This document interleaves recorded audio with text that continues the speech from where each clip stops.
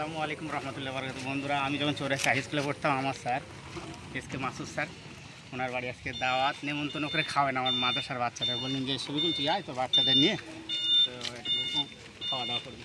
তো এসেছি আমার স্যার বাড়ি, আজকে আমরা টোটোয় করে এসেছি, ভাইপোর টোটো।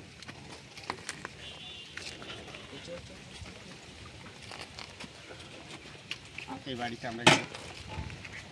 বাচ্চারা চলো, বাচ্চারা চলো চলো।